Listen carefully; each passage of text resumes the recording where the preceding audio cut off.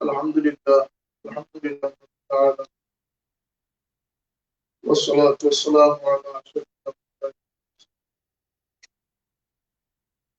سيدنا ونبينا محمد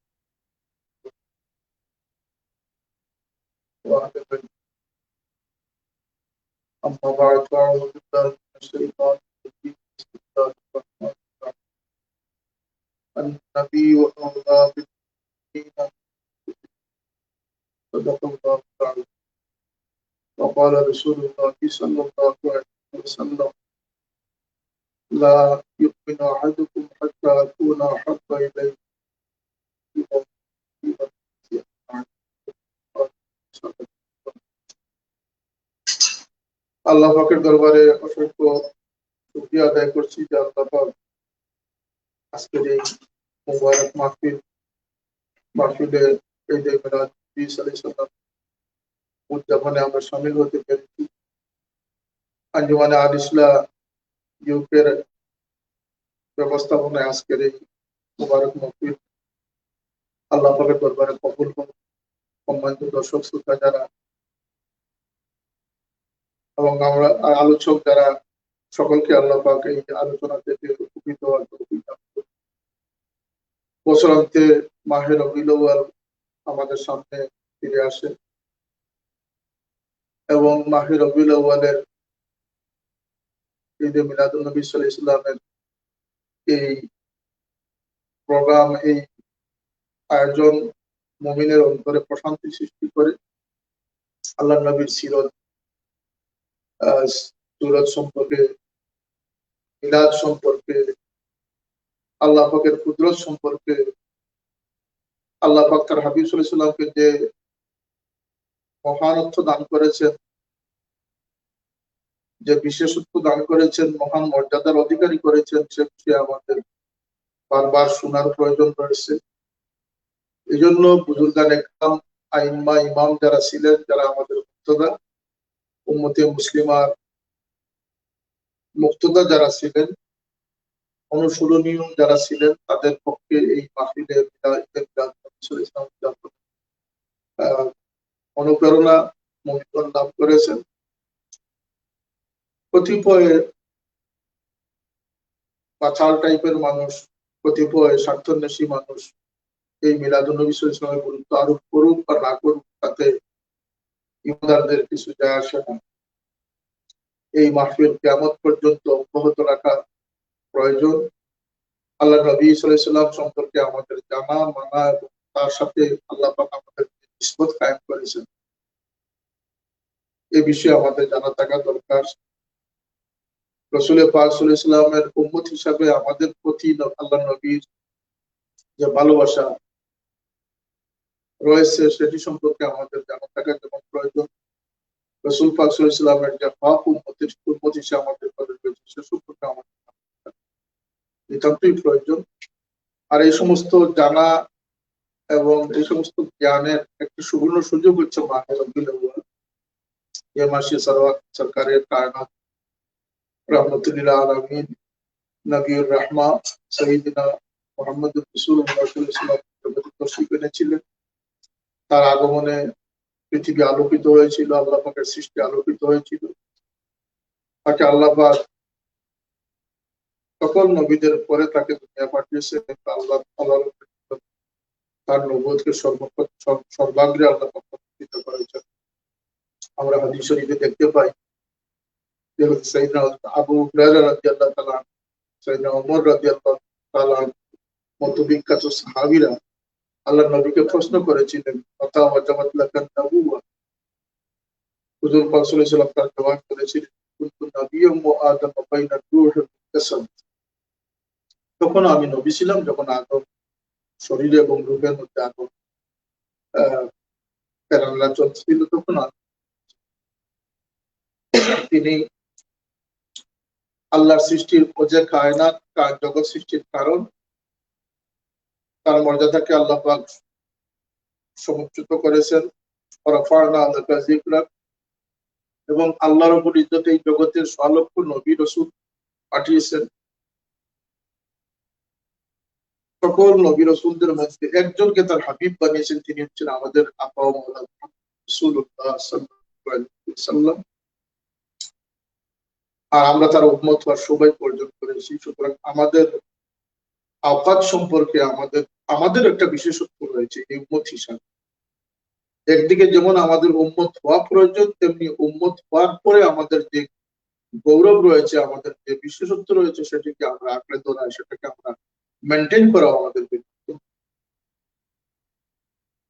লক্ষ নবী রসুলের জমিনে এসেছেন, তার মধ্যে 313 জন রসুল ছিলেন।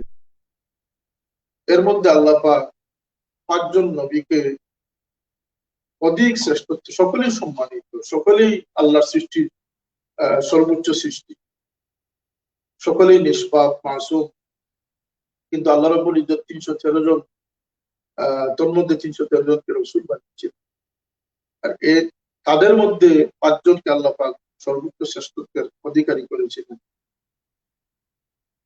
যদিও ধারাবাহিকতায় আমাদের নবী পাক সাল্লাল্লাহু আলাইহি ওয়াসাল্লাম জগতের সর্বশ্রেষ্ঠ নবী হয়ে এসেছেন এবং তারপরে আর কোনো নবী নেই, তিনি খাতামুন নবিয়্যিন। তদুপরি আল্লাহ রাব্বুল ইজ্জত এই তরতিব কোরআনে পাকে উল্লেখ করেছেন যে মর্যাদার ক্ষেত্রে সকল নবী রাসূলদের ঊর্ধ্বে হচ্ছেন তার হাবিব মুহাম্মদ রাসূলুল্লাহ সাল্লাল্লাহু আলাইহি ওয়াসাল্লাম। কোরআনে পাকে আল্লাহ বর্ণনা করতেছেন, মিনকা ওয়া মিন নূহিন ওয়া ইব্রাহিম ওয়া মুসা ওয়া ঈসা। এই 5 জন শ্রেষ্ঠ নবীর ধারাবাহিকতা আল্লাহ পাক তার হাবিব সাল্লাল্লাহু আলাইহি ওয়াসাল্লামকে সর্বোচ্চ সম্মান দান করেছেন। আর নবী রাসূলদের মধ্যেও মর্যাদার ক্ষেত্রে, বৈশিষ্ট্যের ক্ষেত্রে তারতম্য রয়েছে। তিলকার রাসূল ফাদ্দালনা বা'দাহুম আলা বা'দ। এভাবে সাহাবায়ে কেরামদের মর্যাদার মধ্যে তারতম্য রয়েছে। এক সংসারে মা বাবা এবং সন্তানের মধ্যে মর্যাদার তারতম্য রয়েছে, বড় ভাই ছোট ভাইয়ের মধ্যেও তার মর্যাদার তারতম্য রয়েছে। আর এটি আমাদেরকে মানতে হবে। যিনি আল্লাহ পাকের হাবিব মনোনীত হয়েছেন, যিনি ওজে কায়নাত হয়েছে, যার যার প্রশংসা আল্লাহ পাক নিজে ঘোষণা করতেছেন, না আল্লাহ পাক নিজে উল্লেখ করতেছেন, ওয়াদ-দুহা ওয়াল-লাইলি ইযা সাজা মা ওয়াদ্দাআকা রাব্বুকা ওয়া মা ক্বালা লাকাদ জাআকুম রাসূলুম মিন আনফুসিকুম আজিজুন আলাইহি মা আনিতুম হারিসুন আলাইকুম বিল মুমিনিনা রাউফুর লা উকসিমু বিহাযাল বালাদি ওয়া আনতা হিল্লুম বিহাযাল বালাদ ألم نشرح لك صدرك ووضعنا عنك وزرك الذي ينقض ظهرك إلى آخر يا أيها المدثر يا أيها المزمل ياسين والقرآن الحكيم إنك لمن المرسلين على صراط مستقيم وما أرسلناك إلا رحمة للعالمين। قرآن শরীফ ভরা আল্লাহর হাবিব সাল্লাল্লাহু আলাইহি ওয়াসাল্লামের তারিফ আল্লাহ পাক নিজে উল্লেখ করেছেন। সুতরাং রাসূল পাক সাল্লাল্লাহু আলাইহি ওয়াসাল্লামের মর্যাদা সুমহান, সুপ্রতিষ্ঠিত, এবং তার সেই সাহাবায়ে কেরাম সকলেই সুপ্রতিষ্ঠিত, মর্যাদাবান। কিয়ামত পর্যন্ত তাদের সমকক্ষতা কেউ লাভ করতে পারবে না। আল্লাহ নবীর ব্যবহৃত সামগ্রীগুলোর মর্যাদাকে আল্লাহ পাক সমুন্নত রেখেছেন। কিয়ামত পর্যন্ত তার সমস্ত ইতিহাসকে সংরক্ষণ রেখেছেন। আল্লাহ নবী সাল্লাল্লাহু আলাইহি ওয়াসাল্লামের উম্মত হিসাবে যদি আমরা আল্লাহ নবীর নিসবত সম্পর্কে আমরা অবগত হতে পারি, জানতে পারি, তাহলে যে যাই বলুক না, আজকে ফ্রান্সের এই পায়তারা এবং এই চক্রান্ত, এগুলি মুসলমানদের আল্লাহ নবীর প্রতি যে ইশক ও মহব্বত, যে ভালোবাসা, সেই ভালোবাসার তুলনা এগুলা দুরিশ্বাত হয়ে যাবে। আর এই সমস্ত নেককারজনক ঘটনা আজকে পৃথিবীতে হচ্ছে, পাশাপাশি গজবও হচ্ছে। এর কারণেই গজব আসতেছে এবং গজবের উৎপত্তি স্থল এই সমস্ত জায়গায় হচ্ছে। আমাদের দুর্ভাগ্য যে উম্মত হিসাবে আমরা আল্লাহ নবীর সেই অবমাননাকে দেখতে হচ্ছে, শুনতে হচ্ছে। আর আমাদের দুর্ভাগ্য হচ্ছে যারা আমাদের নেতৃস্থানীয় রয়েছেন, বিশ্ব মডলতার পদে যারা অধিষ্ঠিত রয়েছেন, মধ্যপ্রাচ্যের মুসলিম দেশ যেগুলো রয়েছে, যদি আজকে তারা শক্ত ভূমিকা পালন করতো, তারা যদি আজকে আপোষ ভূমিকায় লিপ্ত হতো, তাহলে পৃথিবীর কোনো অমুসলমান কিয়ামত পর্যন্ত আল্লাহ নবীর বিরুদ্ধাচরণ করার বা তাকে অবমাননা করার প্রয়াস তারা পেত না। কারণ খুদ আল্লাহ পাক যাকে মহব্বত করেছেন, হাবিব বানিয়েছেন, আল্লাহ রাব্বুল ইজ্জত মানব জাতিকে তার রেদা, তার সন্তুষ্টি হাসিলের জন্য আল্লাহ পাক প্রত্যাশা করেছেন। আর তার হাবিব সাল্লাল্লাহু আলাইহি ওয়াসাল্লামের উপর আল্লাহ পাক সন্তুষ্টি প্রকাশ করেছেন। এবং রাসূল পাক সাল্লাল্লাহু আলাইহি ওয়াসাল্লামের ব্যক্তি জীবনে তার যে চরিত্র মাধুর্য ছিল সে সম্পর্কে আল্লাহ রাব্বুল ইজ্জত নিজের তাকে সাবাস দিতেছেন, ওয়া ইন্নাকা লাআলা খুলুকিন আযীম, আপনাকে আমি মহান চরিত্রের অধিকারী করেছি। সুতরাং কিয়ামত পর্যন্ত সকল ধর্মাবলম্বীরা যদি একত্রিত হয়, আল কুফরু মিল্লাতুন ওয়াহিদা, আল্লাহর নবীকে খাটো করার চেষ্টা করে, রব্বে কায়নাত যাকে হাবিব বানিয়েছেন, যার প্রশংসা কীর্তন করেছেন, যার রিসালাতের সাফাই ও ওকালতি করেছেন, যিনি আল্লাহ নবীর চেহারার সৌন্দর্যের বর্ণনা করেছেন, আল্লাহ নবীর অঙ্গ প্রত্যঙ্গের উল্লেখ করেছেন কোরআনে পাকে, আল্লাহ নবীর শহরের কসম আল্লাহ পাক নিজে দিয়েছেন, এবং কোরআনে পাকের সর্বপ্রথম কসম আল্লাহ পাক উঠিয়েছেন, ফালা ওয়া রাব্বিকা লা ইউমিনুনা হাত্তা ইউহাক্কিমুকা ফীমা শাজারা বাইনাহুম লা বিল্লাহ। সেই জায়গায় এই রাসূল পাক সাল্লাল্লাহু আলাইহি ওয়াসাল্লামের পক্ষে কোন উম্মত তার সত্যতা, তার সৌন্দর্যতা এবং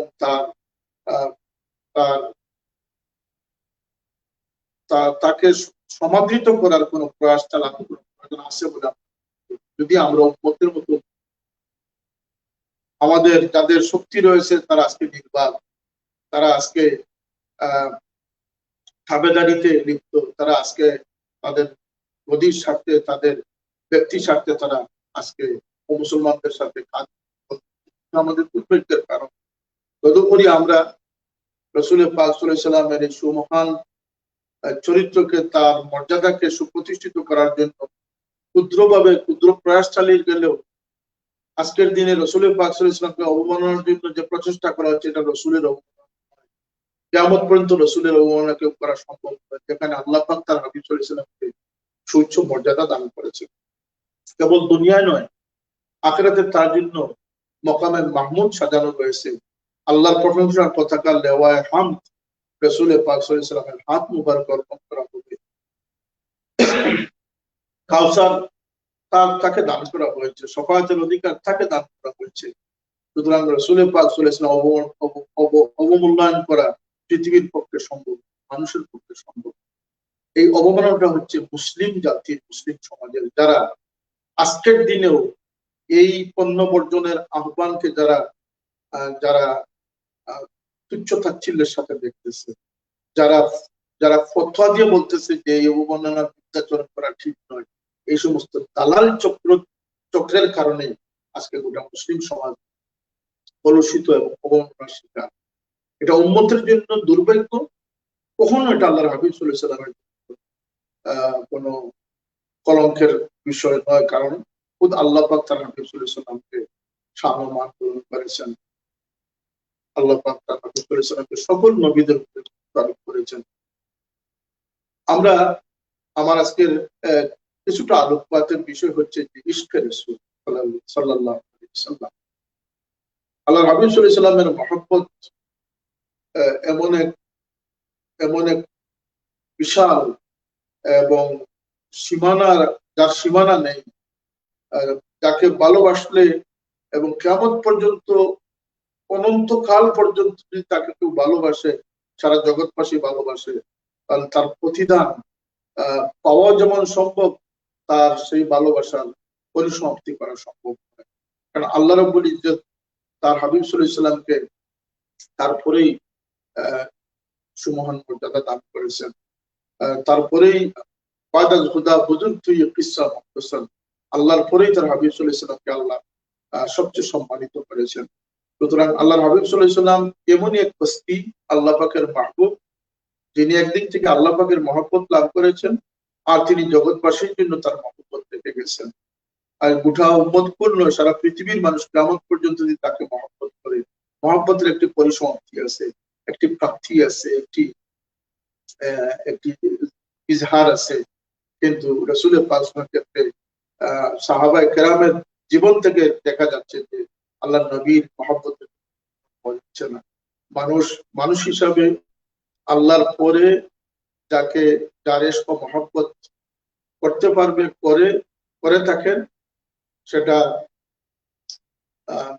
সীমা ছাড়া আল্লাহ হাবিব সাল্লাল্লাহু আলাইহি ওয়াসাল্লামকে মানুষ মহব্বত করতে পারে, কারণ আল্লাহ তাকে মহব্বতের কেন্দ্রস্থল বানিয়েছেন। আল্লাহ রাব্বুল ইজ্জত তার হাবিব সাল্লাল্লাহু আলাইহি ওয়াসাল্লামকে সারা বিশ্বের জন্য রহমত হিসাবে প্রেরণ করেছেন, আদর্শ হিসাবে প্রেরণ করেছেন। তিনি তার এই 10 বছরের মদনী জিন্দেগির ভিতরে যে সফলতা তিনি মানব জাতির জন্য এসেছেন পৃথিবীর ইতিহাসে, এই সফলতা অন্য কোনো মানুষ দেখাতে পারে। এবং তার সাহাবায়ে কেরামরা যে সফলতা দেখিয়েছেন 636 হিজরি খ্রিস্টাব্দের মধ্যে পারস্য এবং রোম বিজয়ের ঘটনা যেটা দেখিয়েছেন, এগুলো এই সফলতা একদম মাশরিক থেকে মাগরিব পর্যন্ত ইসলামের বিজয় নিশান সাহাবায়ে কেরামরা যে জাগিয়ে তুলেছিলেন, এর পিছনে কিন্তু এসকে নবী বা রাসূল পাক সাল্লাল্লাহু আলাইহি ওয়াসাল্লামের মহব্বত সবচেয়ে বড় কার্যকর ভূমিকা পালন। 8,000 সৈন্য 1 লক্ষ সৈন্যের বিপক্ষে, জর্জি সেনাপতির বিপক্ষে মোকাবিলা করে বিজয় লাভ করা, এটার পিছনে রাসূলের পাক সাল্লাল্লাহু আলাইহি ওয়াসাল্লাম করছে। 313 জন সাহাবী বদরের যুদ্ধে 1000 সশস্ত্র সৈন্যকে পরাজিত করার পিছনেও আল্লাহ নবীর মহব্বত শক্তি হিসাবে কাজ করেছেন। সাহাবায়ে কেরামের ঈমান দীপ্ত কাহিনী এবং পরিবর্তনের কাহিনী, সাইয়েদনা আবু বকর সিদ্দিক রাদিয়াল্লাহু আনহু রাসূলের যে বিরল দৃষ্টান্ত রয়েছে, সাইয়েদনা ওমর রাদিয়াল্লাহু তাআলা আনহুর জীবনে যে বিরল দৃষ্টান্ত রয়েছে, খুলাফায়ে রাশিদিন, সাহাবায়ে কেরাম, তারা সিদ্দিক ছিলেন, সকলেই সিদ্দিক ছিলেন, কম বেশি সকলেই সিদ্দিক ছিলেন। তাদের মধ্যে আল্লাহ নবী সাল্লাল্লাহু আলাইহি ওয়াসাল্লামের মহব্বতের কারণেই তাদের ঈমান পরিপূর্ণ ছিল, তারা সিদ্দিক হতে পেরেছিলেন। এবং তাদের জীবনভর তারা যে ইসলামের জন্য, আল্লাহর দ্বীনের জন্য যে ত্যাগ সংগ্রাম করেছেন, হযরত খুবাইব রাদিয়াল্লাহু তাআলা আনহু যখন সুলিতে চড়ানো হয়েছিল, 40 জন যুবকের হাতে নেজা দিয়ে তাকে আক্রমণ করার জন্য প্রস্তুত করা হয়েছিল। ঠিক সেই মুহূর্তে তাকে জিজ্ঞেস করা হয়েছিল যে, হে খুবাইব, তুমি কি চাও তোমাকে এই সুলি থেকে, এই কাষ্ঠ থেকে তোমাকে নামিয়ে তার পরিবর্তে তোমার নবীকে এখানে স্থাপন করা হবে আর তোমাকে মুক্তি দেওয়া হবে? তিনি জয় বলেছিলেন যে, তোমরা যদি আমাকে তোমরা আমাকে যত কষ্টই দাও না কেন, আমার নবীর উপর একটা ফুলের ছিটা পড়ুক, তার চেয়েও আমি আমার প্রাণকে উৎসর্গ করাকে বেশি পছন্দ করি। এই ছিল সাহাবায়ে কেরামের পরাকাষ্ঠা, মহব্বতের পরাকাষ্ঠা।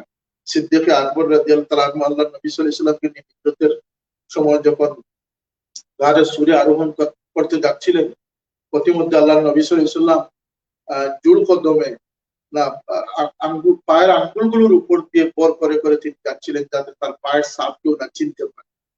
আবু বকর সিদ্দিক রাদিয়াল্লাহু আনহু কখনো সামনে কখনো পিছনে। রাসূলের পাক সাল্লাল্লাহু আলাইহি ওয়াসাল্লাম জিজ্ঞেস করলেন, আবু বকর, তোমার কি হয়েছে? তুমি আনছান করতেছো কেন? তুমি কখনো পিছনে যাচ্ছ, কখনো আবার সামনে আসতেছো। ইয়া রাসূলুল্লাহ, যখন অনুভব করি পিছন থেকে আপনার উপরে কোনো হামলা আসতে পারে, আমি তখন পিছনে চলে যাই। যখন অনুভব করি যে সামনে থেকে আপনার উপরে কোনো দুশমন আক্রমণ করতে পারে, আমি সামনে চলে যাই। তখন আল্লাহর হাবিব সাল্লাল্লাহু আলাইহি ওয়াসাল্লামের আঙ্গুল মুবারক জখমি হয়ে গেল। রাসূল পাক সাল্লাল্লাহু আলাইহি ওয়াসাল্লাম হাঁটতে অনেকটা সক্ষম ছিলেন। আবু বকর সিদ্দিক রাদিয়াল্লাহু তার কাঁধে চড়িয়ে আল্লাহর হাবিব সাল্লাল্লাহু আলাইহি ওয়াসাল্লামকে সোজা গাড়ের এই পাহাড়ের উপরে নিয়ে গেলেন এবং এই গাড়ার বাহিরে তাকে বসিয়ে রেখে ভিতরে প্রবেশ করলেন। তিনি ভিতরে গিয়ে দেখলেন যে অসংখ্য এই সুরাখগুলো রয়েছে, গর্তগুলো রয়েছে, যেখানে বিষাক্ত জন্তু থাকতে পারে, সাপ থাকতে পারে। তিনি এই অন্ধকার গর্তের মধ্যে থেকে থেকেই তিনি সমস্ত গর্ত করার বা আটকাবার চেষ্টা করলেন।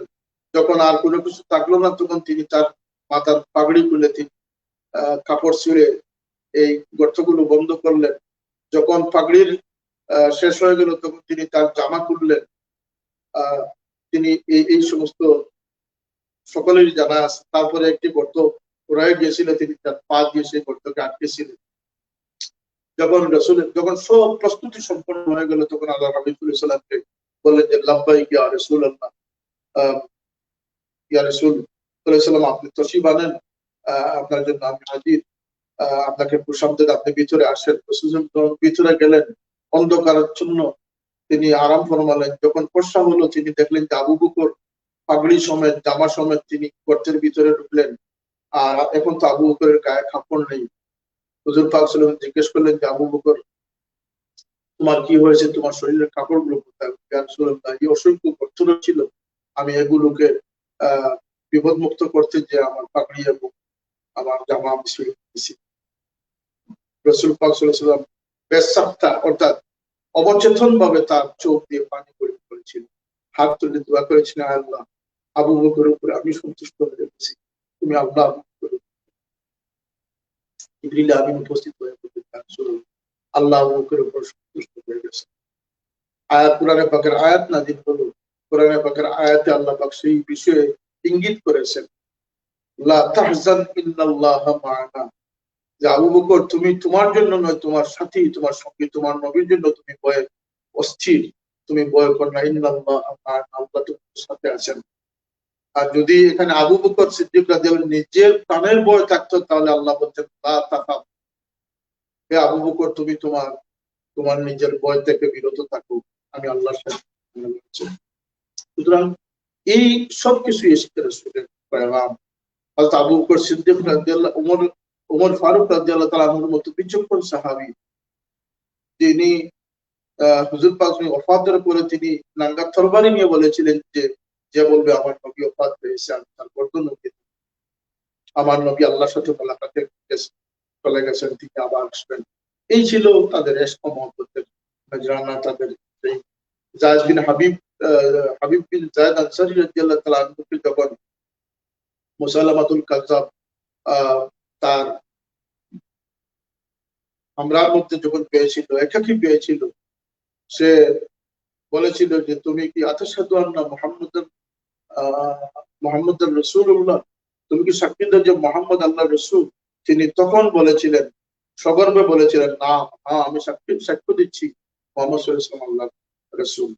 সে আবার প্রশ্ন করেছিল যে আতাশহাদু আন্নী মুহাম্মাদুর রাসূলুল্লাহ, তুমি কি সাক্ষী দাও না যে আমি আল্লাহর রাসূল? তিনি বলেছিলেন, না, আমি শুনতে পাচ্ছি না তোমার কথা। এই সাহাবীকে পর্যায়ক্রমে সে হাত কেটে, দুই হাত কেটে নিয়েছিল, পা কেটে নিয়েছিল, শরীরের গোশতের টুকরা সে উঠিয়ে নিয়েছিল। যতক্ষণ পর্যন্ত তার দেহ পিঞ্জরের মধ্যে তার রূহ ছিল, তিনি ততক্ষণ শাহাদাতের সাক্ষ্য দিয়ে যাচ্ছিলেন, রিসালাতের সাক্ষ্য দিয়ে যাচ্ছিলেন। এটা ছিল রাসূলের পাক ইজহার। রাসূলের পাক সাহাবায়ে কেরাম আল্লাহ নবীকে কত ভালোবাসতেন যে তারা আল্লাহ নবী সাল্লাল্লাহু আলাইহি ওয়াসাল্লামের থুথু মুবারক পর্যন্ত তারা হাতে মুখে শরীরে মাখতেন। তারা আল্লাহ নবী সাল্লাল্লাহু আলাইহি ওয়াসাল্লামকে অনুসরণ করতেন। রাসূল পাক সাল্লাল্লাহু আলাইহি ওয়াসাল্লাম কোনো কথা বললে সেটাকে তারা দলিল হিসাবে নিতেন, এবং রিসালাতের প্রতি তাদের আস্থা এত বেশি ছিল যে আল্লাহ নবী সাল্লাল্লাহু আলাইহি ওয়াসাল্লাম যখন বাইতুল মুকদ্দিসের দিকে 2 রাকাত নামাজ আদায় করেছিলেন, যোহরের নামাজ ছিল, আর নামাজরত অবস্থায় কোরআন পাকের আয়াত আল্লাহ নবীর সিনার ভিতরে, আল্লাহ নবী অন্তরের মধ্যে নাজিল হয়েছিল, কাদ নারা তাকাল্লুবা ওয়াজহিকা ফিস সামা ফালানুওয়াল্লিয়ান্নাকা কিবলাতান তারদাহা ইলা আখির। এই আয়াত যখন নাজিল হয়েছিল, আল্লাহ নবী নামাজরত অবস্থায় তিনি বাইতুল মুকদ্দিস থেকে তিনি কাবা শরীফের দিকে তার রুখ করে নিলেন, তিনি নামাজের কিবলা বানিয়ে নিলেন।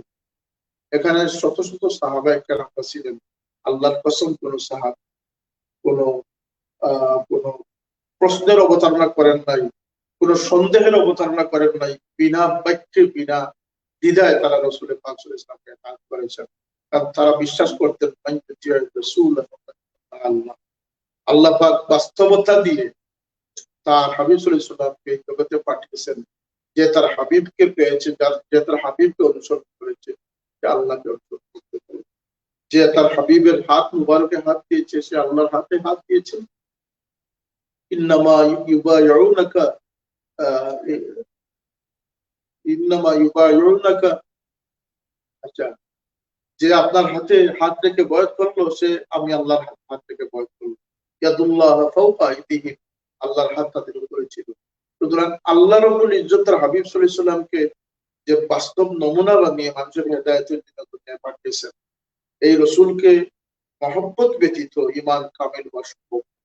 এই মর্মে আমি হাদিস উল্লেখ করেছি, লা ইউমিনু আহাদুকুম হাত্তা আকুনা আহাব্বা ইলাইহি মিন ওয়ালিদিহি ওয়া ওয়ালাদিহি ওয়ান নাসি আজমাইন। আল্লাহ নবী সাল্লাল্লাহু আলাইহি ওয়াসাল্লাম বলতেছেন, যতক্ষণ না তোমরা তোমাদের পিতামাতা, তোমাদের সন্তানাদি এবং সমস্ত মানুষের ঊর্ধ্বে আমার ভালোবাসা তোমাদের উত্তরে স্থান না দিবে, তোমরা পরিপূর্ণ। ওমর রাদিয়াল্লাহু আনহু হাদিসে উল্লেখ রয়েছে, তিনি সর্বশেষ বললেন যে ইয়া রাসূলুল্লাহ, আমি আমার প্রাণ থেকে আপনাকে বেশি ভালোবাসা আমার অন্তরে পোষণ করতেছি। তখন আল্লাহ নবী বললেন, আল্লাহ ইয়া ওমর, হে ওমর, এখন তুমি পরিপূর্ণ ঈমানের অধিকারী করতে পারছো। সুতরাং আন-নাবিয়্যু আওলা বিল মুমিনিনা মিন আনফুসিহিম, আল্লাহ রাসূল সাল্লাল্লাহু আলাইহি ওয়াসাল্লামকে আল্লাহ মুমিনদের সাথে যে যোগসূত্র করে দিয়েছেন, এখানে ইশকের মাত্রা রয়েছে, এখানে বেয়াদবির মাত্রা চলবে না। যারা নবীকে বড় ভাই বলে পরিচয় দিচ্ছে, যারা নবীকে ভুল করেছেন, যারা আল্লাহ নবীর স্ত্রীগণের উপরে অপবাদের সুরে কথা বলতেছে, যারা সাহাবায়ে কেরামের সমালোচনা করতেছে, তারা উম্মতের যত বড় দাবিদারি হোক, ও পৃথিবীতে কত মানুষ এশকের দাবিদার, কিন্তু তার এশক প্রত্যাখ্যাত হচ্ছে, মরদুদ হচ্ছে। একটা দাওয়া আমি করলাম যে আমি আশিকে রাসূল, এই দাওয়াটা যদি আল্লাহর দরবারে কবুল না, আল্লাহ এবং আল্লাহর রাসূল, এক হাদিসে উল্লেখ রয়েছে হুজুর পাক সাল্লাল্লাহু আলাইহি ওয়াসাল্লাম ওযু ফরমাইতেছেন, আর সাহাবায়ে কেরামরা তাদের অভ্যাস মতো হুজুর পাক সাল্লাল্লাহু আলাইহি ওয়াসাল্লাম ওযুর পানি, সেই মুস্তামিল পানি যেটা রয়েছে, যে পানিটা ব্যবহৃত হয়ে গেছে, সেই পানি নিয়ে তারা লুফালুফি করতেছিল, কাড়াকাড়ি করতেছিল। তো হুজুর পাক সাল্লাল্লাহু আলাইহি ওয়াসাল্লাম জিজ্ঞেস করলেন যে তোমাদের এটির কারণটা কি? আল্লাহ এবং তার রাসূলের মহব্বত আরো বৃদ্ধির জন্য আমরা এটা করি। তো হুজুর পাক সাল্লাল্লাহু আলাইহি ওয়াসাল্লাম, এর চেয়ে বাড়িয়ে সংবাদ যারা আল্লাহ আল্লাহ রাসূলকে চায় এবং যারা চায় যে আল্লাহ এবং তার রাসূল তাকে মহব্বত করুন, অর্থাৎ এই মহব্বত উভয় পক্ষে কবুল হওয়ার যারা প্রত্যাশা করে, তাদের জন্য আল্লাহ হাবিব সাল্লাল্লাহু আলাইহি ওয়াসাল্লাম তিনটি বাক্য বলেছেন। একটি বলেছেন যে যখন কথা বলবে কখনো যেন মিথ্যা না বলবে, আমানতে যেন খেয়ানত না করবে, এবং প্রতিবেশীর প্রতি যেন সতর্ক। তিনটি কর্ম যারা সম্পাদন করতে পারবে, তারা এই দাবি শুধু করবে না যে আমি আশিকে রাসূল, তাদের এটাও দাবি করা বৈধ হবে যে আল্লাহ এবং তার রাসূল সাল্লাল্লাহু আলাইহি ওয়াসাল্লাম তাকে মহব্বত করেছে। রাসূল সাল্লাল্লাহু আলাইহি ওয়াসাল্লামের উম্মত হতে হলে শুধু দাবিদার হলে চলবে না, সেটি আল্লাহর দরবারে কবুল। এই জন্য অনেক নবী রাসূলগণ আল্লাহ নবী সাল্লাল্লাহু আলাইহি ওয়াসাল্লাম তাদের ভালোবাসার আলোচনা পেশ করেছেন। আল্লাহ নবী সাল্লাল্লাহু আলাইহি ওয়াসাল্লামকে আল্লাহ রাব্বুল ইজ্জত এমনই এক ব্যতিক্রম জীবন দান করেছেন, ব্যক্তিত্ব দান করেছিলেন, যে কোন নবী পৃথিবীতে আসার আগে তার থেকে কোনো ইতিহাস, কোনো অলৌকিক ঘটনা, কোনো প্রমাণ নেই। আমাদের নবী যেমন নবীদের নবী ছিলেন, যেমন আউয়াল ছিলেন, সকল প্রথম ছিলেন, তিনি পৃথিবীতে আসার হাজার হাজার বছর আগে, 10,000 বছর আগে আদম আলাইহিস সালাম এসেছেন। আদম আলাইহিস সালামের সময় আমার প্রিয় নবী মুহাম্মদ রাসূলুল্লাহ সাল্লাল্লাহু আলাইহি ওয়াসাল্লাম মুজিজাত প্রকাশিত হয়েছে, তার ওসিলা আল্লাহর দরবারে কবুল হয়েছে। এবং আদম আলাইহিস সালাম বেহেশতের চৌকাটে, বেহেশতের গাছের পাতায় পাতায় ফেরেশতা হুর গিলমানদের চোখের পুতলিতে যে নাম অঙ্কিত দেখেছেন, সে নাম হচ্ছে মুহাম্মদ সাল্লাল্লাহু আলাইহি ওয়াসাল্লাম। সুতরাং আল্লাহ রাব্বুল ইজ্জত এই তার হাবিব সাল্লাল্লাহু আলাইহি ওয়াসাল্লামকে সারা জগৎ ব্যাপী সুমহান মর্যাদা দান করেছেন। তার প্রতি ইশক ও মহব্বত, এটা তার প্রতি কোনো ইহসান নয়, এটা জগৎবাসীর উন্নয়নের সুফান বলা যেতে পারে। এই জন্য উম্মতে মুসলিমার মধ্যে আমরা আল্লাহ নবী সাল্লাল্লাহু আলাইহি ওয়াসাল্লামের ইশক মহব্বতের দৃষ্টান্ত আমরা দেখতে পাই, যেমন সাহাবায়ে কেরামদের মধ্যে পাই, তাবিঈনদের মধ্যে পাই, এমনকি আহলে বাইতে রাসূল সাল্লাল্লাহু আলাইহি ওয়াসাল্লাম, আল্লাহর নবীর দৌহিত্র ইমামুল হুমাম হযরত সাইয়েদনা হুসাইন রাদিয়াল্লাহু তাআলা আনহু কারবালার যে মর্মান্তিক ঘটনার শিকার হয়েছিলেন এবং তিনি সবরের যে পরাকাষ্ঠা দেখিয়েছিলেন, তার পিছনে কিন্তু রাসূল সাল্লাল্লাহু আলাইহি ওয়াসাল্লাম তিনি রাসূল পাক সাল্লাল্লাহু আলাইহি ওয়াসাল্লাম তাকে এই উম্মতের পাহারাদারিত্ব করার শক্তি জুগিয়েছিল, সাহস হিম্মত জুগিয়েছিল। যদি আল্লাহ নবীর মহব্বত, আল্লাহ নবীর মহব্বতের প্রত্যাশা তার মধ্যে না থাকতো, তিনি হয়তো হাত দিয়ে দিতেন, গর্দন দিতেন। আর হুসাইন রাদিয়াল্লাহু তাআলা হাত দিলে কিয়ামত পর্যন্ত উম্মত পরাজিত হয়ে যায়।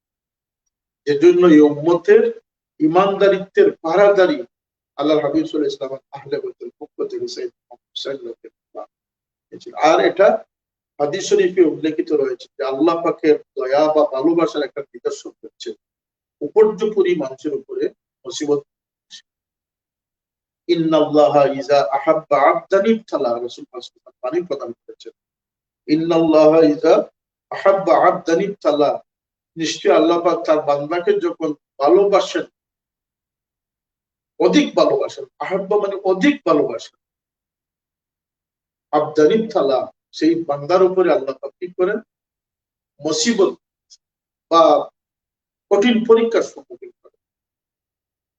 আর সেই পরীক্ষায় যে মানুষ আল্লাহর উপরে সন্তুষ্ট থাকতে পারে, অন্য হাদিসে মুবারাকায় রয়েছে আল্লাহ নবী সাল্লাল্লাহু আলাইহি ওয়াসাল্লাম খুশখবরি দিতেছে যে এই পরীক্ষায় আল্লাহর উপরে সন্তুষ্ট, তাকে সন্তুষ্ট রাখতে পারলো, তাকে আল্লাহ পাক সেই নবজাত শিশুর মতো নিষ্পাপ করে দিলেন, যে সদ্য ভূমিষ্ঠ। সদ্য ভূমিষ্ঠ মানুষ কারা হতে পারে? এই উম্মতের ৮০ বছরের মানুষকে আল্লাহ পাক হওয়ার সুযোগ দিয়েছেন, ৫০ বছরের মানুষকে সুযোগ দিয়েছেন, লন্ডন প্রবাসীদেরকেও সুযোগ দিয়েছেন, আমেরিকা প্রবাসীদের সুযোগ দিয়েছেন। পৃথিবীর যে প্রান্তে একজন মুসলমান মুমিন বাস করুক, তাকে আল্লাহ হাবিব সাল্লাল্লাহু আলাইহি ওয়াসাল্লাম আমলের মাধ্যমে নিষ্পাপ শিশুর মতো সুযোগ লাভের সুসংবাদ দান করেছেন। কারণ তিনি সুসংবাদ দাতা, বাশীরান ওয়া নাযীরা, তিনি ভীত প্রকাশকারী, ও দাঈয়ান ইলাল্লাহ, তিনি আল্লাহর দিকে মানুষকে আহ্বানকারী, ও সিরাজাম মুনীরা, এবং তিনি আল্লাহ পাকের প্রজ্বলিত মশাল, আলোকিত মশাল ছিলেন মুহাম্মদ রাসূলুল্লাহ সাল্লাল্লাহু আলাইহি ওয়াসাল্লাম। আমরা সৌভাগ্যবান, আমরা নবী দেখি নাই, নবীর আশিকদেরকে দেখেছি, নবী দেখি নাই, নবীর সাহাবাদের কাহিনী আমরা শুনছি। আল্লাহ নবীর সাহাবীরা আমাদের জন্য মানদণ্ড, আমাদের জন্য আদর্শ। আবু জেহেল, আবুল আহাব মহব্বত ইশকের অভাবে তারা সাহাবী হতে পারে, আর যারাই সাহাবী হয়েছিলেন তারা সিদ্দিক হয়ে গেছিলেন। বিলাল হাবশী আল্লাহ নবীর মুয়াজ্জিন হতে পারলেন, জান্নাতে আল্লাহ নবীর সঙ্গী হতে পারলেন। আল্লাহ নবী বলতেছেন যে আমি যখন বুরাকে সওয়ার হয়ে আসরের ময়দানে পৌঁছবো, লাল সুরুখ উঠে করে উঠে বিলাল পৌঁছবেন এবং বিলাল সেই উটের উপরে উঠে আযান দিবেন। সেই সৌভাগ্য বিলাল অর্জন করতে পারেন। কিন্তু কুরাইশ সর্দার হাশিম, উনি হাশিম কুরাইশ সর্দার, আরবের সর্দারি যাদের হাতে ছিল, সেই আবু লাহাব, আবু জেহেল, উতবা, সায়বা, তারা তো পারলো না কামিয়াব হতে। কিন্তু একজন হাবশী গোলাম, যিনি সাইয়্যিদিনা বিলাল, আল্লামা ইকবাল রাহমাতুল্লাহ আলাইহি কি সুন্দর বলেছেন যে কি মোহাম্মদ সে ওফাত তूने तू हम थे जहां क्या चीज तो कलम थे সুবহানাল্লাহ। তো দুই লাইনের মধ্যে তিনি বিশাল একটা সাগর ঢুকে দিয়েছেন। যাই হোক, আল্লাহ নবী সাল্লাল্লাহু আলাইহি ওয়াসাল্লামের দরিয়া আল্লাহ দান করেছেন। সেই দরিয়ার কিনারে যারা অবগাহন করেছেন, যে যত সাধ্যানুযায়ী যত গভীরে যেতে পেরেছেন, সাগরের যত গভীরে যেতে পেরেছেন, তিনি আল্লাহর যত মাহবুব হয়েছেন। কারণ আল্লাহর মাহবুব হওয়ার একটা মাধ্যম আল্লাহ পাক রেখেছেন, সেটি হচ্ছে কুল ইন কুনতুম তুহিব্বুনাল্লাহ ফাত্তাবিউনি। নবীকে ইত্তেবা, নবীকে মহব্বত, নবীকে অন্তর দিয়ে গ্রহণ যারা যত বেশি করেছেন, আল্লাহর মহব্বত তাদের। সুতরাং আল্লাহ এই জগৎবাসীর জন্য এক দৃষ্টান্ত তিনি দিয়েছেন। সকল সাইনবোর্ডকে আল্লাহ সরিয়ে দিয়েছেন, এক সাইনবোর্ডকে আল্লাহ পাক স্থির করেছেন, সেটা হচ্ছে মুহাম্মদুর রাসূলুল্লাহ সাল্লাল্লাহু আলাইহি ওয়াসাল্লাম হচ্ছে রিসালাত। কিয়ামত পর্যন্ত আগত ও নাগত সকলের নবী হচ্ছে জিন ইনসানের জিন্দা মুর্দার নবী, সমস্ত জাহানের নবী হচ্ছে সাল্লাল্লাহু আলাইহি ওয়াসাল্লাম। তাকে ভালোবেসে যারা সঠিকভাবে ভালোবেসেছিলেন তারা কামিয়াব হয়েছেন, তারা আল্লাহ সন্তুষ্টি লাভ করেছে। ইতিহাসটাই বলতেছে সাহাবায়ে কেরামদের মধ্যে মর্যাদার ক্ষেত্রে তারতম্য এখানেই সৃষ্টি হয়েছে। যারা আল্লাহ নবীর যত ঘনিষ্ঠ ছিলেন তাদের মর্যাদাকে আল্লাহ পূরণ করেছেন। উহুদের যুদ্ধে যেদিন আল্লাহ নবী সাল্লাল্লাহু আলাইহি ওয়াসাল্লামকে হযরত তালহা রাদিয়াল্লাহু তাআলা আনহু যখন আল্লাহ নবীকে বেষ্টন করলেন, সাহাবায়ে কেরামরা আল্লাহ নবী সাল্লাল্লাহু আলাইহি ওয়াসাল্লামের জন্য ঢাল শুরু করলেন।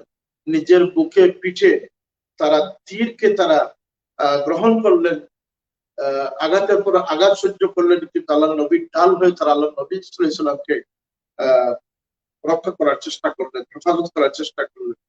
যখন উহুদ পাহাড়ে নিয়ে পৌঁছানো আল্লাহ নবীকে নিরাপদ আশ্রয়ে, আল্লাহ নবী তখন বলতেন যে তালহা তোমার জন্য বুঝতে হবে যে আল্লাহ নবীর মহাব্বত যাদের অন্তরে যত বেশি হয়েছে, অনেক ভ্রান্ত অনেক মন গড়া মহাব্বতের প্রচারকরাও আছেন, অনেক দুনিয়ার স্বার্থে অনেক হৈহুল্লোড়ের মহাব্বতের প্রকাশ করে থাকেন। এগুলো আল্লাহ পাকের দরবারে কবুল হবে কিনা জানি না। আমরা যতটুকু মনে করতেছি সেগুলো প্রত্যেকটা, এখানে লোক দেখানোর কোনো সুযোগ নেই, এখানে দুনিয়া হাসির কোনো সুযোগ নেই। গতকালকেই বোধহয় আমাকে আশ্চর্যজনক ভিডিও একজন আমাকে দেখালেন যে সম্ভবত ভারতের কোন এক জায়গায় একজন মুর্দাকে কবর থেকে জীবিত অবস্থায় উদ্ধার করেছে। একজন নাবালক যদি তার সুস্থ মস্তিষ্ক দিয়ে সেটা এই ভিডিওটি দেখে, আজকে যে মুসলমানরা আল্লাহ নবী সাল্লাল্লাহু আলাইহি ওয়াসাল্লামকে নিয়ে যে ব্যঙ্গাত্মক কার্টুন বা ব্যঙ্গাত্মক কথাবার্তা তারা সূচনা করতেছে, এটা মূল দায়ী হচ্ছে ধর্ম ব্যবসায়ী নামদারি মুসলমান, এই মুনাফিক বা গাদ্দার যারা আছে। কারণ এই যে ভিডিওটা গতকালকে দেখলাম, অমুসলমানরা তো দীক্ষার দিবে, হাস্য তাচ্ছিল্য করবে, একজন নাবালক শিশু সন্তানও যদি এটা দেখে বুঝবে যে এটা ফেক বানোয়াট। অথচ তারা আল্লাহ নবীর নামে দুরূদ করতেছে এবং লা ইলাহা ইল্লাল্লাহ জিকির করতেছে। কবরের ভিতর থেকে একজন মানুষকে বাইরে করতেছে, যেখানে একটি চুঙ্গা বসানো, সেটা দিয়ে তার শ্বাস প্রশ্বাসের ব্যবস্থা ছিল। তা বুঝেই যাচ্ছে যে তার উপরে স্টিলের স্লেট দিয়ে তাকে অস্থায়ীভাবে ডেকে রাখা হয়েছে। সেখান থেকে একজন বের করা হচ্ছে এবং তরিকতের স্লোগান দেওয়া হচ্ছে, চিশতিয়া কাদের স্লোগান দেওয়া হচ্ছে। এরা হচ্ছে মুসলমানের দাবিদার। এদের দ্বারা মুসলমান পরিশুদ্ধ হচ্ছে না ইসলামের বাস্তবতা ফুটে উঠতেছে। মাহফিলে মিলাদুন নবী সাল্লাল্লাহু আলাইহি ওয়াসাল্লামের নামে যে বদনামি, যে প্রচারণা হচ্ছে, এগুলো বন্ধ হওয়া উচিত, নিঃসন্দেহে বন্ধ হওয়া উচিত। আর আঞ্জুমানে আল ইসলাম যেটি করতেছে সেটা করতে দেওয়া উচিত। এই জন্য যে আঞ্জুমানে আল ইসলাম আহলে সুন্নাত ওয়াল জামাতের নির্ভীক সাহসী প্রতিনিধিত্বকারী কাফেররা, যেখানে কোনো ফেক বা কোনো বানোয়াটের আশ্রয় প্রশ্রয়। আঞ্জুমান আল ইসলাম এমনই এক সংগঠন, হযরত সাহেবুল্লাহ ফুলতলি রহমাতুল্লাহ আলাইহি চোখের পানি দ্বারা কবুল হওয়া এক সংগঠন। যদি আমরা আমাদের এই আওকাতকে আমরা ধরে রাখতে পারি, এটি নষ্ট হলে ফুলতলি সাহেব রহমাতুল্লাহ আলাইহি দোয়া নষ্ট হয়ে গেল তা নয়। যেভাবে আজকের উম্মত ধ্বংস হয়ে ইসলামকে কলুষিত করতেছেন, নবী অবমাননার সহযোগিতা করতেছেন, এই জন্য নবীর কিছু আসে যায়। কারণ এদের এই সলাহিয়ত নেই যে ইসলামের সৌন্দর্য। আজকে আজরাইল আলাইহিস সালামের গঠনযুক্ত ভিডিও ক্লিপ দেওয়া হচ্ছে, তিনি কিভাবে এসে রূহ কবজ করতেছে, শয়তান মানুষের মধ্যে কিভাবে ঢুকতেছে, মানুষের সমস্ত না জানা জিনিসকে মানুষ কাল্পনিক ভাবে এবং দুজকের শাস্তির কাল্পনিক ভিডিও ছাড়া হচ্ছে। আমার তো মনে হয় মুসলমানরা করতে পারে, কিন্তু এই দুর্ভাগা কিছু মুসলমানরা আছে যারা তাদের চ্যানেলের বা তাদের কি বলে দর্শক বা তাদের দিক বাড়ানোর জন্য এই সমস্ত আগ্রহ। এবং একটি অতি সামান্য জিনিসকে পৃথিবীর সবচেয়ে বড় জিনিস হিসাবে উপস্থাপন করা। এই সমস্ত কবরের ভিতরের ভিডিও কানেকশন দিয়ে কবরের ভিতরের দৃশ্য মানুষকে দেখতে, যদি কোনো মুসলমান নিঃসন্দেহে সে তার দ্বারা ইসলাম কলুষিত করছে এবং তরিকতের দোহাই দিচ্ছে, আল্লাহ নবীর মহব্বতের স্লোগান দিচ্ছে। সুতরাং আমি সবসময় বলে থাকি যে স্লোগান নির্ভর করে চলবে না, বাস্তবতা নির্ভর। আল্লাহ নবীর যদি চরিত্রের একটা সামান্যতম নিশান, সামান্যতম যদি কোনো আলো যদি আমাদের মধ্যে না, আর সেটা আমি বলতেছি যে সেটা পোশাক আশাকের চেয়েও গুরুত্বপূর্ণ হচ্ছে আত্মাকুয়া রাহুনা, মানুষের তাকওয়া হচ্ছে অন্তরের ভিতরের ব্যাপার। আল্লাহ নবী সাল্লাল্লাহু আলাইহি ওয়াসাল্লাম 3 বার ইশারা দিচ্ছেন এই অন্তরের দিকে। সুতরাং এই তাকওয়া অর্জন করা, আমরা ইন্না কোরআন শরীফের আয়াত ইন্না লিল্লাহি ওয়া ইন্না ইলাইহি রাজিউন, যে আমরা তো আল্লাহর জন্য এবং আল্লাহর দিকে আমরা প্রত্যাবর্তন করি, এটাকে আমরা বিপদের মন্ত্র বানিয়ে দিচ্ছি। হ্যাঁ, যদি কোনো মানুষ বিপদগ্রস্ত হয় এই আয়াতে কারিমা পড়লে তার বিপদ দূর হবে, কিন্তু এটার সঠিক মর্ম উদ্ঘাটনের চেষ্টা আমরা করছি। এটার অর্থ হচ্ছে এই, মর্ম হচ্ছে যে আল্লাহ পাক আমাদেরকে দুনিয়ার এই হায়াতের দিক থেকে কিছু আমানত দিয়েছে, আমাদেরকে বোঝার জন্য একটি অন্তর দিয়েছে, দেখার জন্য একটি চক্ষু দিয়েছে, এবং সব আল্লাহ পাক নিটেল ক্লিন ভাবে দিয়েছে, কোনো কলুষযুক্ত অবস্থায় দেখবে যে কুল্লু মাউলিদিন ইউলাদু আলাল ফিতরা। আল্লাহ নবী সাল্লাল্লাহু আলাইহি ওয়াসাল্লাম বলেন প্রত্যেকটি মানব শিশু ফিতর অবস্থায় সে জন্ম, তার তার ফিতরত মানে হচ্ছে তার সাধারণ নিয়ম। প্রত্যেকটি বাচ্চা আল্লাহ পাকের বন্দেগী নিয়েই দুনিয়াতে আসতেছে এবং যথাযথ নিয়মে। একজন নাগার সন্তান জন্ম নেওয়ার সময় যেভাবে ফিরিস্তারা তাকে সাহায্য করে থাকে, তার মায়ের গর্ভ থেকে ফিরিস্তাদের সহযোগিতায় সে দুনিয়াতে আসে, মায়ের গর্ভে 70 জন ফিরিস্তা তাকে পাহারাদারিত্ব করে, এবং ফিরিস্তারা পর পিছিয়ে যেভাবে এই মানব সন্তানকে তার ইজ্জতের সাথে দুনিয়াতে আনে, সেটি একজন অমুসলমান, একজন নাগা, একজন মুসি, একজন চামারের সন্তানের যে প্রক্রিয়া, যে ব্যবস্থাপনা, এটি এক অলির সন্তান হলে সমান ব্যবস্থাপনা। তাহলে বোঝা যাচ্ছে যে প্রত্যেক মানুষই আল্লাহর পক্ষ থেকে সে নিটেল ক্লিন নিষ্পাপ অবস্থায় সে পৃথিবীতে একটি নিষ্পাপ অন্তর, একটি এবং তার এই যে অবস্থায় আল্লাহ পাক আমাদেরকে দুনিয়াতে পাঠিয়েছেন, আল্লাহর সেই আমানত গুলোকে অবিকৃত, কলুষমুক্ত অবস্থায়, গুনাহ খাতামুক্ত অবস্থায়, নিষ্পাপ অবস্থায় আল্লাহর কাছে ফেরত দেওয়ার হকিকত হচ্ছে সব আলোচনা, সব ইশক মহব্বত, সবকিছুর মূল হচ্ছে আল্লাহর সন্তুষ্টি অর্জন। আর যেহেতু আল্লাহর সন্তুষ্টি তার হাবিব সাল্লাল্লাহু আলাইহি ওয়াসাল্লামের সন্তুষ্টির মাধ্যমে অর্জন করতে হয়, তার এতাআত বা তার মহব্বতের মাধ্যমে অর্জন করতে হয়।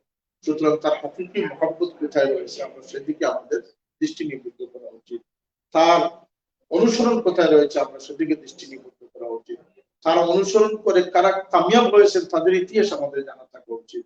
এজন্য যুগে যুগে ইশকে রাসূলের যে দাস্তান আমাদের সামনে রয়েছে, যেমন কাব্য কবিতায় পৃথিবীর শ্রেষ্ঠ কাব্যরা, কবিরা জীবন ভর আল্লাহ নবীকে নিয়ে কাব্য রচনা করেছেন, যার যেটুকু সাহিত্য রয়েছে সেই অনুযায়ী তিনি করেছেন। এবং বিভিন্ন ভাষায় পৃথিবীতে কাব্য রচিত হয়েছে, আল্লাহ নবী পাক সাল্লাল্লাহু আলাইহি ওয়াসাল্লাম সম্পর্কে নাতিয়া রচিত হয়েছে, আর কিয়ামত পর্যন্ত এই ধারাবাহিকতা চলবে। এমনি ভাবে অনুসরণের ক্ষেত্রে, জুহুদের ক্ষেত্রে, তাকওয়ার ক্ষেত্রে আল্লাহ নবীর অনুসরণকারী মানুষ রয়েছে। এবং সামগ্রিকভাবে, সার্বিকভাবে যারা যত বেশি তার জীবনে প্রতিফলন ঘটিয়েছেন, তিনি তত বেশি সমাদৃত দুনিয়া এবং আখিরাতে কামিয়াব মানুষ রয়েছে। আল্লাহ পাক বলছেন লাহুমুল বুশরা ফিল হায়াতিদ দুনিয়া ওয়া ফিল আখিরাহ, দুনিয়া এবং আখিরাতে সেই সমস্ত ওলিদের জন্য আল্লাহ পাক সুসংবাদ রেখেছেন যারা আল্লাহ হাবিব সাল্লাল্লাহু আলাইহি ওয়াসাল্লামকে সামগ্রিকভাবে, সর্বোচ্চভাবে অনুসরণ করার চেষ্টা করেছেন। কারণ আল্লাহ নবী কেবল নামাজে অনুসরণ করলেই শেষ নয়, আল্লাহ নবীর জীবন চরিত্র, আল্লাহ নবীর কথা কাজ, আল্লাহ নবীর বাচন ভঙ্গি, আল্লাহ নবীর অভ্যাস, আল্লাহ নবীর খাওয়া দাওয়া থেকে শুরু করে তার পথ চলা থেকে নিয়ে তিনি মানুষের সাথে যে সুলুক করেছেন, যে আচার আচরণ করেছেন, সেক্ষেত্রে আল্লাহ নবীকে অনুসরণ করা আল্লাহ পাক মডেল বানিয়ে দিয়েছেন। লাকাদ কানা লাকুম ফি রাসূলিল্লাহি উসওয়াতুন হাসানাহ। আমাদের ছেলেমেয়েরা আজকে ফুটবলারদেরকে আইডিয়াল বানাচ্ছে, আজকে পপ গায়কদের মাইকেল জ্যাকসন যারা পপ সঙ্গীত গায় তাদেরকে তারা আইডিয়াল বানাচ্ছে, তাদের জন্য তারা পাগল প্রায়, তারা মরিয়া হয়ে যাচ্ছে। ফুটবলার, গায়ক, নায়ক, মেগাস্টার, তাদের জন্য তারা আজকে পাগল হয়ে যাচ্ছে, কিন্তু তারা জানে না যে পৃথিবীর সর্বশ্রেষ্ঠ আইডিয়াল হচ্ছে মুহাম্মদ রাসূলুল্লাহ সাল্লাল্লাহু আলাইহি ওয়াসাল্লাম। লাকাদ কানা লাকুম ফি রাসূলিল্লাহি উসওয়াতুন হাসানাহ। এবং কিয়ামত পর্যন্ত যেমন আল্লাহর হাবিবকে মহব্বত করে তার ইতিহাস পৌঁছা সম্ভব নয়, তাকে অনুসরণ করে তার ইতিহাস পৌঁছা সম্ভব। সাহাবায়ে কেরামরাও পারেননি আল্লাহর নবীকে যথাযথ অনুসরণ। আল্লাহর নবীর অনুসরণ, যে যে যে অনুসরণীয় জীবনকে আল্লাহ পাক সাবাস দিতেছেন। ওয়াইন্নাকা লাআলা খুলুকিন আযীম। আল্লাহর নবী যখন ইবাদত বন্দেগীতে মগ্ন হয়েছেন, আল্লাহ বলছেন, হাবিব আপনি এত অস্থির হবেন না, আমি তো আছি। সান্ত্বনার বাণী দিয়েছেন। জিহাদের জন্য আল্লাহ নবী যখন ব্যতিব্যস্ত ছিলেন, আল্লাহ রাব্বুল ইজ্জত তাকে সান্ত্বনা দিয়েছেন। তিলাওয়াতের ক্ষেত্রে লা তুহাররিক বিহি লিসানাকা লিতা'দালা বিহি ইন্না আলাইনা জামআহু ওয়া কুরআনা। আল্লাহর হাবিব সাল্লাল্লাহু আলাইহি ওয়াসাল্লামকে আল্লাহ ব্রেক করেছেন, আল্লাহ রাব্বুল ইজ্জত সান্ত্বনা দিয়েছেন, প্রশান্তি দিয়েছেন।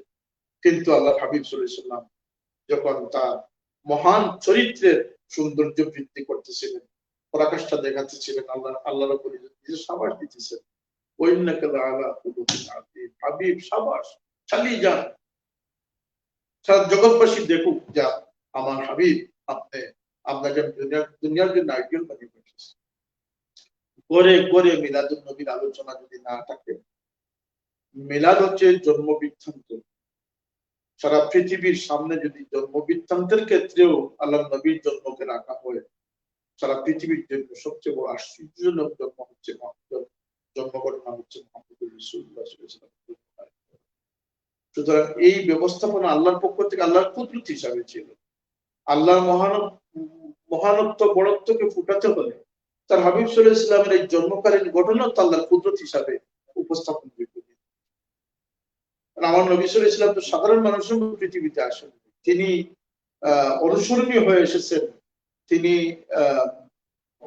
বিশেষভাবে এসেছেন, তিনি ব্যতিক্রম হয়ে এসেছেন। তিনি অন্য 10 জনের মতো ছিলেন না, তার বাল্যকালও 10 জনের মতো ছিল না। তিনি সাদিকুল আমিন ছিলেন। তিনি যখন দুধ পান করতেন তখন তিনি তার ভাইয়ের অংশ রেখে তিনি দুধ পান করতেন। সুবহানাল্লাহ। সেই স্বভাব তাকে আল্লাহ দুধ পানরত অবস্থায় দিয়েছেন। তিনি দুধ পানরত অবস্থায় দুনিয়া থেকে চাঁদের সাথে তিনি খেলা করেছেন, তার ইশারায় চাঁদ দুটুকরা হয়েছে, তার সাথে লতাপাতা তাকে সালাম দিত। সুতরাং তিনি প্রতীক্ষিত নবী ছিলেন, তিনি তাৎক্ষণিক নবী নয়। যদিও তার জহুরে বা নবুয়তির এলান হয়েছে 40 বছর বয়সে, কিন্তু তিনি তখন নবী ছিলেন। জন্মকালীন সময় তিনি নবী ছিলেন। কুনতু নবিয়্যাম ওয়া আদামা বাইনা নূহি ওয়াল জাসাদ।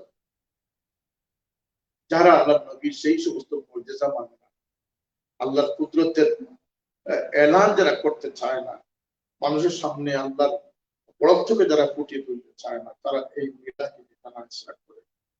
ঘরে ঘরে, প্রতিটি ঘরে মিলাদের আলোচনা, দুরূদ ও সালাম, কিয়ামের মধ্যে বরকত রয়েছে। প্রতিটি ঘরে রবিউল আউয়াল মাস উপলক্ষে দুরূদ আঞ্জুমানে আল ইসলাহিউকের উদ্যোগে মিলিয়ন মিলিয়ন দুরূদের প্রোগ্রাম নেওয়া হচ্ছে। এটি কারো কোনো ক্ষতির কারণ হয়েছে? শুধুমাত্র আবু জেহেল, আবু লাহাব বা গাদ্দার বা ইয়াজিদের অনুসারী যারা থাকতে পারে, যারা ইয়াজিদকে রাদিয়াল্লাহু আনহু বলে প্রকাশ করে, যারা আজকের দিনে এই সালাফি লামাযহাবী আমাদের দেশে যারা আছে, মুচির ভাষায়, মসজিদের ভাষায় কথা বলে এবং কোরআনের পাকের আয়াত তিলাওয়াত করে, তাদের নিজস্ব ভাষায়, তিলাওয়াতটুকু তারা জানে না। আজকে তারা ফ্রান্সের সেই ইসলাম বিদ্বেষী কর্মকাণ্ডকে তারা সমর্থন দিচ্ছে। বুঝতে হবে যে তারা কি ধরনের মুসলমান। তাদের সমস্ত কার্যক্রমের মধ্যে ইসলামের, আর আল্লাহ নবী বলতেছে যে তাদের দ্বীনের জ্ঞান থাকবে পরিপূর্ণ, কিন্তু তারা খারিজি, এই লোকে তারা কাজ চালিয়ে যাচ্ছে। আমরা প্রকৃত আশিকে রাসূল যারা যুগে যুগে এই জগতে এসেছিলেন, সাহাবায়ে কেরামদের কথা বললেও ঘন্টার পর ঘন্টা, দিনের পর দিন যদি আলোচনা করা হয়, সাহাবায়ে কেরামদের সেই দৃষ্টান্তপূর্ণ ঘটনা উল্লেখ করা সম্ভব হবে। তারপরে তাবিন, তবে তাবিন। সালাউদ্দিন আইয়ুবী রহমতুল্লাহ আলাইহি একজন বীর ছিলেন, ইসলামের এক বড় সৈনিক ছিলেন। তার দরবারে এসে একজন লোক কান্না জড়িত কণ্ঠে বলল যে আমি বড় আফসোসের বিষয়, বড় আঘাতগ্রস্ত অবস্থায় এসেছি। কি হয়েছে? যে ইউরোপের জনৈক 60 সালে তার সাঙ্গপাঙ্গ নিয়ে তাকে ডাকাতি করার উদ্যোগ নিয়ে বলেছিল যে তোমার নবী মুহাম্মদকে ডাকো তোমাকে সাহায্য করার জন্য। হযরত সালাউদ্দিন আইয়ুবী যখন একথা শুনলেন, তিনি দাঁড়িয়ে গেলেন। তিনি দাঁড়িয়ে তিনি কি পণ করলেন তিনি জানেন। 6 মাস পরে তিনি সেই অহংকারী রাজার ছেলেকে তিনি তার কাবুতে পেলেন এবং তিনি প্রতিশোধ নিলেন। তারপরে তিনি ঘোষণা করলেন, যেদিন আমি এই কথা শুনেছিলাম আল্লাহ নবীকে নিয়ে সে ব্যঙ্গাত্মক কথা বলেছে, সেদিন আমি শপথ করেছিলাম যে আমি আমার পিঠকে কোনো বিছানার সাথে আমি লাগাবো না। আর সেদিন থেকে নিয়ে 6 মাস আমি দাঁড়িয়ে ঘুমিয়েছি। আজ আমি প্রশান্তি লাভ করতেছি যে আল্লাহ নবীর অবমাননার প্রতিশোধ আমি নেব। এটা ইশকে রাসূলের এক দৃষ্টান্ত ছিল। হযরত ওয়াইস কারনী রাদিয়াল্লাহু তাআলা আনহু, যিনি খায়রুত তাবিঈন এবং ইজমা উম্মত একমত যে তিনি তাবিদের মধ্যে শ্রেষ্ঠ ব্যক্তি, তিনি সাহাবী হতে পারেন না, আল্লাহ নবীকে চর্মচক্ষে দেখেন। কিন্তু তার পিছনে কারণটা কি ছিল? যে ইশকে রাসূল। তবে বাস্তবধর্মী ছিল, আবেগ ধর্মীয় ছিল না, এবং কোনো ফেক কোনো কিছু ছিল না। এটা ছিল সুন্নতে নববীর অনুসরণ। আমরা যদি আজকের দিনে যদি আল্লাহ নবীর, কারণ আল্লাহ নবী তার উম্মতকে সালাম জানিয়েছেন, কিয়ামত পর্যন্ত আগত সমস্ত উম্মতকে আল্লাহ নবী সালাম দিয়েছেন, সুবহানাল্লাহ। এবং কিয়ামত পর্যন্ত আল্লাহ নবীকে যারা সালাম দিবে, যারা আল্লাহ নবীর কবরের পাশে গিয়ে দাঁড়াবে, কিয়ামত পর্যন্ত সে ধনী হোক গরিব হোক, সে নেককার হোক অথবা পরেজগার হোক বা নাই হোক, আল্লাহ নবী বলতেছেন যে মান যারা কবরি ওয়াজাবাত লাহু শাফাআতি, আমার সেই উম্মতের জন্য আমার শাফাআত হবে। এবং যে সালাম দিচ্ছে আল্লাহ নবী তার সালামের জবাব দিচ্ছেন, তার পরিচয় গ্রহণ করতেছেন। সুতরাং কিয়ামত পর্যন্ত উম্মতদেরকে আল্লাহ নবী সালাম দিয়েছেন। আল্লাহ নবীর আশিক এই যুগেও মানুষ করতে পারবে, কিন্তু কোন বানোয়াট ফেক মন গড়া কোনো কাজ দিয়ে নয়, সাহাবায়ে কেরামের অংশ। যেহেতু আসহাবাতু কুল্লুহুম আদুলুন, প্রত্যেক সাহাবী আমাদের সত্যের বান্ধব, আমাদের জন্য আদর্শনীয়। সাহাবায়ে কেরামদের ধারায় আমরা আল্লাহ নবীর প্রতি মহব্বতের ইজহার করতে হবে, ইশক ও মহব্বত আমাদের অর্জন করতে হবে। আর সবচেয়ে বড় ইশক ও মহব্বত হচ্ছে আল্লাহ নবীর ইত্তেবা। একজন বেনামাজি দাবি করলো যে আমি নবীর বড় আশিক হয়ে গেছি। আফসোসের বিষয়, 150 কোটি মুসলমান পৃথিবীতে আছে, কোটি কোটি মুসলমান গানের জগতে ডুবে রয়েছে। না নামাজ না রোজা, শুধু ভক্তিমূলক গান, বাউলদের গান আর কাওয়াল শুনেই মনে করতেছে যে আমি আল্লাহর বড় এক মহবুবে পরিণত হয়ে যাচ্ছি, আমি ইসলামের জন্য অনেক কিছুই করে ফেলেছি। এমন কোটি কোটি মানুষ আছে যারা বাদ্যযন্ত্র নিয়ে মুসলমানের বড় মুসলমান সে বসে আছে। এইভাবে বিভিন্ন শয়তানের যে তুম্র জাল, যে বিস্তারিত যে জাল রয়েছে, সেই জালের যে কোন ফাঁদে যে আটকা পড়েছে, কিন্তু সকল জালকে বের করে যিনি আল্লাহ হাবিব সাল্লাল্লাহু আলাইহি ওয়াসাল্লামের অনুসরণে আল্লাহ সন্তুষ্টির পথ কামনা করতে পারবেন, তিনি সফল মুমিন হতে পারবেন, তিনি কামিয়াব মুসলমান হতে পারবেন, যিনি আল্লাহকে রাজি করেছেন তিনি কামিয়াবের শীর্ষে পৌঁছতে পারবেন। সুতরাং আল্লাহ পাক এই অল্প সময়ের মধ্যে এই বিশাল আয়োজনে আমাদের বুজুর্গানে কেরাম, বিশেষ করে বড়সড় দাওয়াত বারাকাতুহ দোয়া করবেন, তিনি নসিহত করবেন। শাইখুল হাদিস আল্লামা হাবিব মোহাম্মদ মুহাদ্দিস বয়ান করেছেন অসুস্থতার আমাদের লন্ডনে অবস্থানরত, ইউকেতে অবস্থানরত উলামায়ে কেরাম তাদের বক্তব্য হবে। এই সংক্ষেপে অনেক ঘটনাগুলো মনে আসতেছে, কিন্তু সেটা সময় সাপেক্ষ ব্যাপার, এগুলো এত সংক্ষিপ্ত ভাবে বলা সম্ভব না। আমি অনুরোধ করব যে আজকালকে ইংরেজি, যারা বাংলা জানেন না, ইংরেজি ভাষায় আল্লাহ নবীর সিরতের অনেক পুস্তকাদি নির্ভরযোগ্য এবং যেগুলো যে ইতিহাসগুলো আমাদেরকে পথ দেখিয়েছে, তারিখে ইবনে খুলদুন, আল ওয়াফা, তারপরে বেদায়া নেহায়া, অনেক ইতিহাসের গ্রন্থ রয়েছে যেগুলো বিশ্বস্ত এবং যেগুলো সমাদৃত, সেগুলোর বাংলা, ইংরেজি, উর্দু বিভিন্ন ভাষণ রয়েছে। প্রত্যেকটি গড়ে যেন মেহরবানি করে আজকের মাহফিলে মিলাদুন নবীতে বিশেষ করে ব্রিটেন প্রবাসী যে সমস্ত ভাইরা শরীক করেছেন, আমি হাত জোড় বলতেছি প্রত্যেকের ঘরে কোরআনে ফাঁকের করে সবচেয়ে গুরুত্বপূর্ণ বিবেচিত করে আল্লাহ নবীর সিরতের গ্রন্থ আপনারা স্থান দেন। আপনাদের বাচ্চাদের মধ্যে যে ভাষায় সম্ভব, সিলেটি ভাষায় হোক, ইংরেজি ভাষায় হোক, আপনারা আল্লাহ নবীর সাল্লাল্লাহু আলাইহি ওয়াসাল্লামের সিরতের মোবারক সিরতের তার হায়াতের জিন্দেগীর ঘটনাবলীর বিভিন্ন চ্যাপ্টার আপনারা আলোচনা করেন।